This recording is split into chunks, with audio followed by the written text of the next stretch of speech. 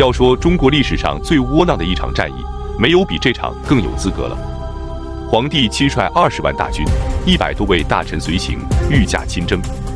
结果，皇帝成了对方的俘虏，文武百官50多人被杀，20万军队伤亡过半，最精锐的3大营毁灭于此。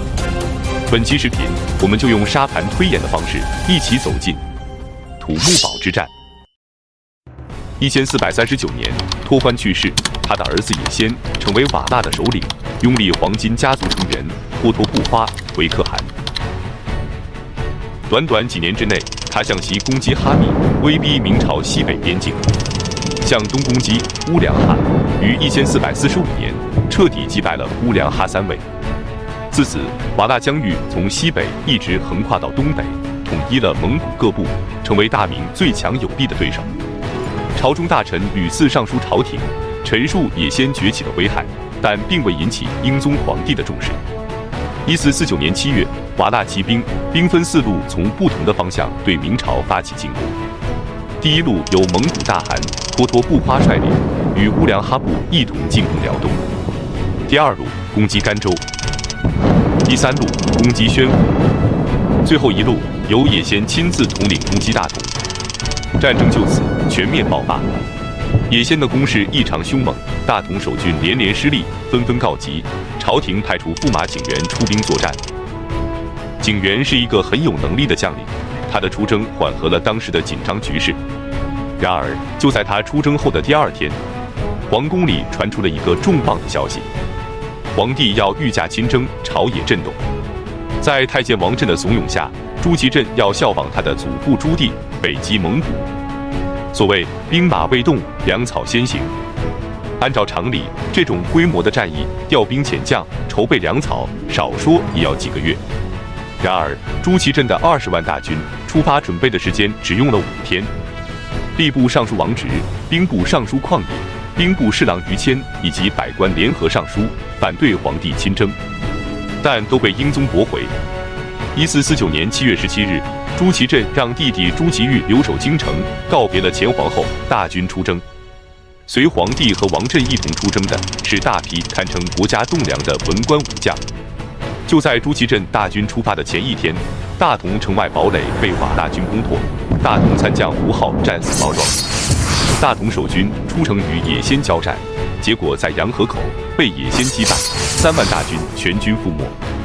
总兵宋英战死，即有大将石亨单骑逃回，随军太监郭靖躲在草丛装死，才逃过一劫。同一天，宣府总兵官都督杨洪奏称，阿剌之院已经攻破宣府以北的都师堡，瓦剌军已深入宣府境内，围攻马营堡超过3天，请求大军来援。此时，明军5万骑兵、15万步兵，其中包括神机营、3000营、五军营以及文臣武将100多人，在王振的引导下，沿着居庸关、怀来，正浩浩荡荡地向大同方向挺进。8月1日，明军到达大同。装死逃出来的太监郭靖向王振绘声绘色、添油加醋地描述了那天战争的惨况。王振顿时被吓坏，一改之前的豪言壮语，立刻下令班师回朝。此时大军刚刚到达大同，如果能及时撤回是有点丢人，但也不至于有更严重的后果。可是王振偏偏要搞出点花样来。王振的老家在玉县，当时属于大同府的管辖范围，于是他决定请皇帝到自己的家乡去看看，这样他就可以在自己的家乡好好炫耀一番。王老师提的要求，朱祁镇肯定是不会反对的，于是大军调转方向向玉县出发。如果大军能顺利到达玉县，玉县刚好也是由紫荆关入京的必经之路，只要沿着这条路前进，也可以平安抵达京城。然而8月3日，大军正在向玉县出发，刚走出了50余里，队伍就被叫停了。接到新的命令，所有部队立刻转向，返回大同，再沿着来时的路回京。这又是什么情况呢？原来王振突然又想到，现在秋收在即，20万大军路过玉县，必然会践踏庄稼，这样他的损失就大了。于是大军只能掉头返回大同，沿着来时的路回京。经过艰难跋涉，大军终于到达了宣府。眼看大军可以安全地进入居庸关了，大家都松了一口气。然而，一直尾随的野先终于摸清了这支明军的真实面目，开始了他的第一次冲击。明军也发觉了野先的企图，立即派朱勇带5万骑兵进行阻击，结果5万人中了2万人的埋伏，大明骑兵全军覆没。虽然朱勇指挥不力，但他的军队还是为皇帝争取到了3天的时间。明军赶到了土木堡，这里距离军事重镇怀来只有25里，只要进入怀来，所有人就都安全了。然而，又有一个人反对，当然还是王震。他这次的理由是，他有1000多辆车没有运到，大军暂时不入城，就在这里等等吧。8月14日，兵部尚书旷野建议让皇帝立刻启程，率少量精锐部队先行进入居庸关，他自己以重兵殿后，拖住瓦剌军队，先保证皇帝的安全。但遭到朱祁镇的拒绝。就这样，明军失去了最后一个脱困的机会。野先终于赶到了。8月14日夜，野先突然发动攻击，明军猝不及防，全军败退。但由于人数众多，野先不敢过于深入。明军趁此机会结成紧密队形，挖掘壕沟，准备长期作战。8月15日，野先大军完成了对土木堡明军的合围，切断了明军营地上游15里处的溪流，20万大军断水断粮。就在这种情况下，野先突然派人前来议和。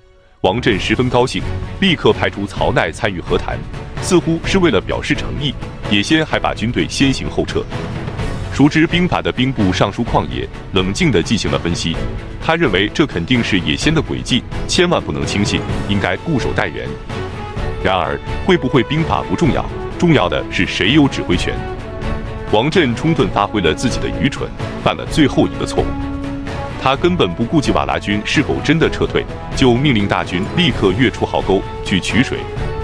不出旷野所料，大军出发仅3里，野先撕毁了刚刚签订的合约，率部突然对明军发起攻击。经过长期奔波，20万大军被王震反复折腾，士气全无，终于彻底的崩溃了。明军阵脚大乱，四散奔逃。野先的骑兵横冲直闯，战场上尸横遍野。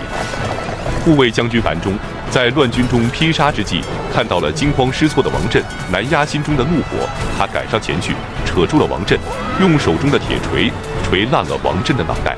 王震终于不会再瞎指挥了。